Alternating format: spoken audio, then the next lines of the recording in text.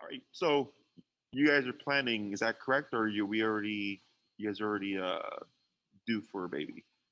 Oh, we're due. We're having a baby in April. In April. Yeah, so right around the corner. Okay, couple of months. Congratulations. Thank you so much. And for the most part, like the dogs are great. Like I think one of the best things you taught us is like how to just put them to bed and just like make them kind of listen and all of that. But one issue that's not gone away, and in fact, I think has just been so much worse since we've been from home, is when we leave the house and we come home, they lose their shit. Like, Okay. and it's almost like a bit aggressive too. Like they're very angry. Angry we left them. How could you? And they jump and they bark and they will go for, periods of like 10, 15 minutes. When we have guests, they do the same thing. It's a little bit easier to control them because we can collar them and they'll sort of listen. But in the situations where we're leaving the house, that's not so much an option. So wanted to get your advice, because when we're coming home with the baby and all this stuff, like I can't, it's really scary to imagine them just like barking and jumping and being kind of aggressive. Correct. So the answer is actually a bit simpler Okay. than we think it is. And I'm in my daycare area, so if you hear some dogs barking and stuff, it's is we just need to correct them. Okay. Okay. And I know they're not going to have their collars on, obviously, when you're coming home from work or whatever. Yeah. Did we ever talk about the bonkers or bonker? I think we talked about it, but I don't recall much. I remember like the jab. The touch, right. Yeah, I've tried It only works on one dog. I've tried, on Moose, it just makes him more angry. It's angry. Moose is the Frenchie, right? Yeah, he's the Frenchie. He's over here chewing something, but he just gets like even more like proud up. Yeah. He thinks you're fine. So the bonker is a rolled up towel. Okay. Okay. And it would act the same as the touch, except you're not having to physically touch them yourself. I will send you some videos. Let me make a note here. Send you some videos because it's better to like see it in practice. Yeah. To have an idea of what it's about. Bonker videos. So in this, when you guys come home, are you being excited at all? No, usually what I try to do is I try to lead them out, jabate them, and then just shut the door and leave them out there. Okay, so you come in and then you said you just kind of... I open the door and they run out, and then I just shut the door behind me and just lock them out. But then they're outside, and I'm assuming they're barking and stuff. Yeah, and when they come in, they're like barking at the door. The problem doesn't get any better. They just continue. It's just delayed. And if you stand there and ignore them, what happens? Same thing, jumping and barking. They just jump until they tucker out, but they'll jump for quite a bit and bark. I don't know if it's useful, but I took a little video as well. I can show you. You can email it to me. Yeah. Yeah. Do you want me to? I can do that right now if you want. Yeah, videos help. Okay. And now in this video, are you just like, is it just their behavior, or are you trying to do something about it? I'm not. I'm literally just recording what they do. Okay. So send me that video. Okay. And then afterwards, I'll follow up with the videos about the bonker. And then what I would do is, if you're still struggling with it, send me, if you can, a video of you applying the technique. Sure. So you're just basically bonking them with a towel. So do you want me to send you the video now, or do you want me to send it after our call? Send it after. Okay, perfect. I have a feeling of what you're dealing with, or an idea. It's not even friendly. Like it's not, what I would say is, like, in the past, like they would get excited and like happy to see us. This case feels like they're punishing us because we never leave the house. So now when we do leave the house and we come back, it's just like aggressive. It's kind of crazy. It's rage, puppy rage. Yeah, I mean, with the pandemic and quarantine, it's created a lot of issues. They're not used to us being for a lot of dog owners regarding, separation anxiety and territorial aggression and stuff like that. So what you're dealing with is not uncommon, considering everything that's happening now. Yep. So there needs to be some aversive to deter the behavior. Okay. And obviously, your dogs aren't going to have the collars on. So what I would do is when you watch the bonker videos, I would make a few of them, like at least 3 or so. And like if you have like maybe if there's a foyer or like if you have a little kind of entry desk, whatever, just have them there so that when you come in, you can immediately just start addressing the situation. Okay. So like if one of my dogs walked into your home and your dogs did that, my dogs would just bite them. And say like, don't bark at us and don't jump at us in this way when we enter. That's just their language, right? So the bonker allows you to physically correct without like using your hand. When people try to do hand corrections and they say like, oh, it makes the dogs more agitated or aggressive, that's actually normal. Okay. Because you have to think of it as like, let's say my dogs came in and Moose came and they nipped at him, right? Yeah. It doesn't mean Moose is going to submit. It just means that they're setting a boundary, right? So then if Moose decides like, no, I'm not gonna respect that boundary, he can either keep with the behavior or he will correct back. And he's gonna correct them for correcting him. Does that make sense? Yeah, absolutely. So then it becomes what we call a dominant scuffle. And a dominant scuffle is simply someone's trying to, or an energy is trying to administer control. And then the other side has a chance to respond. They can either comply or they can resist. Okay. So then it's a struggle between two energies until one wins. So like I've had plenty of dogs that I've corrected and they would reciprocate and they're like, who are you to correct me? And I correct them firmer until I get my way. And then the dog goes, okay, you win. I'm not going to be a threat. Okay. And then once you get to that breaking point, things should get easier. Okay. So the first time is always going to be the hardest. Okay. So if like for instance, let's say I came in and I tried to do the bonkers. I come in, the dogs are barking at me. I always target the biggest energy, right? The biggest energy or the most forward energy.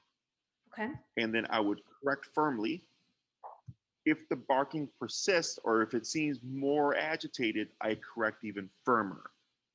Okay. And what I want to see is the dogs turn tail or move backwards. Okay. Because that's them going, holy crap, this is not working the way we planned it. Okay. Now, once they give me that space, let's say Moose backs up, right? Yeah. And then he's 6 feet away and he keeps barking at you. You have to follow through. So then I correct again, right? Until eventually you might see him turn tail and jump on the couch and then just like sit there and be like, holy crap, what happened? Right? Okay. People see that and they go, oh my God, the dog's scared. I'm like, it's not scared. Scared is caution. If there is no caution, the dogs are not going to change the behavior. Okay. This is how it works. Can I ask you just, so if we come in and we start like with that, do we give a command? Like, do we say what they're supposed to do, or just until they just basically de-escalate? Correct. Until they stop. Because if you say like no or quiet, whatever, technically they can perform the behavior until you say no or quiet. Okay. Because dogs, so like if let's say you walked in and a kid was screaming at you and you said, hey, when I come in, don't scream at me or I will spank you. Okay. The kid can then process that. And the next time they see you come in, decide, I'm not going to scream at you because you said you're going to spank me. Yep. They can tie all that together. Dogs don't do that. So for a dog, they think, oh, well, once you said quiet, that's when we got bombed or that's when we got corrected. So that's when we'll shut up. Okay. So then you'll always have to say quiet. Okay. And I want the dogs that when you come in, they just do not care. Because so like my dogs, when I first got them, they were puppies and stuff. When I would come home, they would, of course, jump and be excited, right? And I would correct them, and I would correct them using my knees. And then after like 2 to 3 times of coming home, they're like, you know what? Every time Jesse comes home and we jump on him and we bark at him, like we get a knee, right? And it's not comfortable. So what happens if we don't do anything? Nothing happens. Okay. So, and my dogs are happy to see me. They're wagging their tail and stuff. They're just not jumping on me. Like they come in and they give me space. They're like 2 to 3 feet away and they sniff me and they're like wagging and stuff. And if I decide like, okay, come over here, then they'll come up and I'll pet them, right? But there's no chaos, there's no jumping, there's no over the top energy. Because when they did do that, they were corrected. Okay, so now it's just a default behavior. When I come in, it's just nice, calm, excited energy. So is it just a towel, or do we have to get something? I'm sorry, what was that?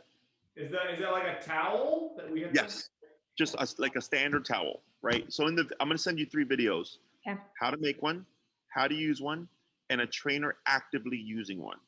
Okay. Now the one with the trainer, his name's Gary Wilkes. Okay, that's the one you really want to watch, because you will see just how intensely he corrects the dog. Okay. And he's got like food in his hand, and the puppy is like maybe like a 5-month-old boxer puppy, I think, and is really pushing at his hand and being disrespectful. Yeah. So he corrects the dog. Now in the video, he says no. Okay. I don't say no. Okay. It's going to be the difference. So don't get confused by that. Because remember, you want to just walk into your home and they don't do anything. Gotcha. They just walk in and they're like, they can greet you, they can be excited, but they cannot be over the top. Mm-hmm. Okay. So if you come home after a couple of repetitions and then they're just like sitting there wagging their tail, you don't want to say, oh, that's so good, that's a good job. Because now you're going to just negate what you were trying to achieve. Mm-hmm. Right. So you have to be neutral. You have to be calm. You can't be excited, because then you're going to create the problem again. And then when you do correct them, I don't praise them if they give me what I want. Okay. It's expected that they don't do that. Gotcha. Right. Like I wasn't praised for like not doing bad things growing up. It's like we just don't, like cops don't pull people over and say, hey, thanks for stopping at the red light. Gotcha. Right? It's just expected. Right. It's just expected that we follow those rules. So can I ask you, what about the secondary behavior? So the secondary, I can actually show you what our front door looks like. So this is our front door here, and then their dog bed's over here. What behavior should I be training for when we have visitors? Because what we have been doing is we'll collar them, we'll put them to bed, they'll kind of run off, I'll push the button, they'll go back to their bed, and then they just make a lot of noise and are just loud in general. And then eventually when they do calm down, we break them, and they're still pretty high energy once they're broken. So let me make sure I understood this correctly. You're going to have guests come over. You put the dogs to place. Right. Mm-hmm. The dogs are kind of over the top in the beginning. Yes. And then they finally calm down. And then when you release them, they're back to being energy again. Not as high, but they still come in high and start jumping on the guests. Okay. A couple ways you can go about this. One, do you remember the exercise of backing them away from the door? Where you walk into them? Yes. Yes. So that exercise is meant to calm them down. Okay. Okay. So what happens with the place command or the bed command, is that very problem, is where the dogs will either, because the issue isn't the barking or the jumping, the issue is excitement. Okay. Right? So when you send them to place, they're going and they're doing what you're saying, but now they're excited. Yeah. Now it's contained, right? So they're just sitting there on the bed going, like they're super hopped up. And then finally, when you release them, even though they've come down a bit, when you release them, all that kind of residual energy comes out. Yeah, that's true. Mm-hmm. So a couple ways about this would be you go to backing them away to the threshold thing, and you actually don't do the place. Okay. But then when the person comes into the space, they're already calmed down, that we don't see excessive barking and jumping. Okay. The other thing you could do is if they're on place and they're barking, you can correct them for barking even though they're on place. Okay. Because you can correct that. You can go deeper. Okay. Because place is superficial. Place is just go here, and because you're here, you can't jump on my guests. Right? In the threshold exercise, that's another one where we incorporate the collars, right? That's like correct. I'm backing into them, and then if they try to move forward, you push the button. Correct. And you back them past that invisible line. Okay. Okay. So my preference is always the backing away exercise. Okay. Okay, because that's what actually calms the dog down. Because you're being territorial, because they're being excited territorial, and then you're being territorial back, saying, this is my door, this is my guest, you need to back off and calm down. Okay. So by the time your guest comes in, they should have already settled, but you have to do it until they settle. And then when the guest comes in, they're going to get a little bit excited, but it's not going to be over the top because you've so instead of going, 4 to 8, they're going to go 0 to like 2 to 3. Okay. They're not going to be as excited. Okay. The other approach is if they are on place, you can correct them for barking even though they are on place. So you could do what you've been doing. Mm-hmm. And when they bark, you give the tap, and you might have to bump that number. Yep. And what you might see in the beginning is confusion because they're going to think they're being tapped for being on the bed. Yep. Okay, so if they flush off, this is where you want to go back to your leash, is you keep tapping and lead them back to the bed again. And the next time they bark, you tap. They're going to get confused and jump off. You keep tapping, lead them back. And eventually they think, oh, the tap doesn't mean to get off because we keep getting tapped to go back on. The tap means stop the barking. Okay, and then what you'll see is when you tap them, they'll go from super excited and barky to calm and relaxed on the bed. Mm-hmm. Okay. Yep. Now, if you release them after that point, less likely for them to go back into excitement. But if that happens, then you would just correct them with the collar for like jumping or whatever it is that they're doing. Okay, because it's always aversives are meant to stop things you do not want them to do. Okay. Right. So if you don't want them to jump, you apply a consequence. If you don't want them to bark, you apply a consequence. Right. If you don't want them to counter surf, you apply a consequence. That's what all that stuff is meant for. Okay. Yeah. So there's no right or wrong answer. It's just what's going to work best for your situation. Okay.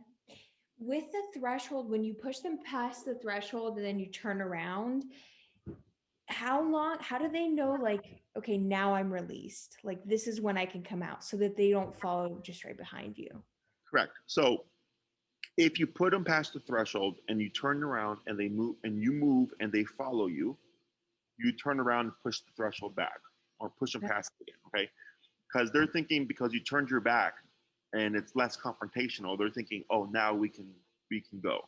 And you have to confront them again and teach them like, no, you have to stay here until I let you come through, right?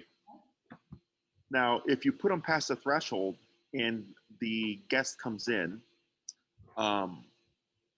once the guest crosses the threshold, that's actually what removes it. Okay. So there actually is. I try to stay away from like a formal release because if you say break, you can get the same problem of the dogs just escalating again. Mm-hmm. So it's you calm them down, you back them into the living room space, and I'm assuming your guest coming in would end up coming into the living room space anyways, right? Yeah. Yeah. And by doing that, what you'll see is the dogs will kind of approach them very cautiously and calmly, a little bit excited, but they're not going to be over the top. Okay. Okay. And when we're backing them, so like, where do we apply the collar? Like, as I'm backing them into the threshold, am I using the collar at all? Mm-hmm. Or, okay. Yeah. So I'm hitting the button until they're backing up. Yeah. And you're walking into them. Okay. Right. So like if they guest rings the doorbell, they charge the door. Yep. You walk towards the door. And again, aim for the biggest energy first. You start tapping, you get in front of them, you keep tapping and walking into them. Okay. Now, if they sit down or get stuck, you just keep tapping and use your legs to push them back. Eventually, they get uncomfortable with the legs pushing them, that they turn around and go back into this, like they move away. Yeah. Okay. So because it looked like there was an entry and then like a little stair. Yeah. So it's basically an entry and then it goes, I'll show you. So like our living room's the area we're in, and then the dining room's over there. So it's kind of like multiple different. Okay, so you see that little threshold there? Yeah, like when you go into the living room? Were you coming into the living room space? Yeah. I would back them past that threshold. Gotcha. Okay. So that's your invisible line, and that's the reference point. So they go, okay, when mom is moving into us and tapping, it means to turn and go back over here. Okay. So then when you turn around, they might follow. You turn around again, you start tapping, you send them back. And there's no words here. We don't say stay, we don't say sit, we don't say down. Okay? Because it's all body language based. And you're teaching them, when I move into you, you need to surrender the space. Okay? and you should see them start to calm down and de-escalate. So if it takes you 20 times to back them up, you want to do all 20 times. Okay. Okay, because each time you do so, they're getting calmer. And eventually, if you repeat this, a handful of times, you'll only have to back them up once, and they'll go back, and then they'll stay there, because they've learned if they try to play the game and try to beat you, you're not going to give in. Yep. Okay, people give up, and then the dog goes, oh, if I just keep trying, you're going to give up, and I win anyways. Yeah. Okay, so what you can even do is, like, let's say Logan leaves to go run an errand or something. Yeah. Is he texts you like, hey, I'm going to be home in 15 minutes. You get the dogs ready. And instead of coming in, knock, ring the doorbell. Okay. Yep. And they're going to be super excited to see him. Right. And it allows you to practice with Logan and vice versa, so that by the time you have to apply this to a guest, it's already been done. Okay. Because it's actually harder to get a dog to hold back with their family, with the immediate family, than it is with the visiting guest. Mm-hmm. Okay. So if you can get them to hold that boundary and calm down with each other, it makes everything else a lot easier. Gotcha. And so just one follow-up question I have is just because we have been telling them to go to their bed, which is right next to the threshold. If they go into the bed, do I want to back them off the bed? I would remove the beds. If you're going to try to do the threshold approach instead of the bed approach, yeah, I'd remove the beds, because it's going to confuse them. Gotcha. Okay. And then once they learn it, then you can go back and put the beds in place. Okay. But just think of it. Just remember though, if you back them up and they end up running to the place, it's actually not a place command. Right. Okay. Because you didn't send them there. They chose to go there in response to the boundary rule. Okay. So technically they can step off of it as well. But people get confused sometimes, and they'll think, oh, the dog is going to place, and then they'll correct the dog for breaking off place. But if you're not saying go to your bed, yeah, they're choosing it on their own. We can't correct them for then getting off. Gotcha. Makes sense. Okay, that was my other question. And then the one other thing I wanted to follow up with you on, just out of curiosity, it's not a huge problem, but when we had you over last, we were having like potty issues with Moose Potty. Oh, yeah. That actually improved. We moved to the new house, and we started, like, when we leave the house, we gate them into a certain place. That went away as an issue. But Edison marks boxes. Like, if we get boxes and there's anything down on the ground, he will pee on them. It took us a while to figure out who was doing it and why, but I'm just really curious. Like, it's hard to other than just moving the boxes away, it's hard to like constantly be watching him, because even if you're in the same room, he might do it. I'm just curious, is that like a territorial thing, or do you know? Sounds like territorial. I mean, it's odd that it's boxes. Amazon boxes. Yeah, it's Amazon or whatever. Yeah. How old is he now? Like 5. 5? I mean, not that old. Never done that in the past. It's like a new thing. Yeah, and it's just boxes. Like he hasn't marked anywhere in the home. Nope, not really. Just boxes. Gotcha. Yeah, and he didn't do this in the previous home. We had potty issues in the previous home. But that was Moose, though. Many boxes. We never had this many boxes.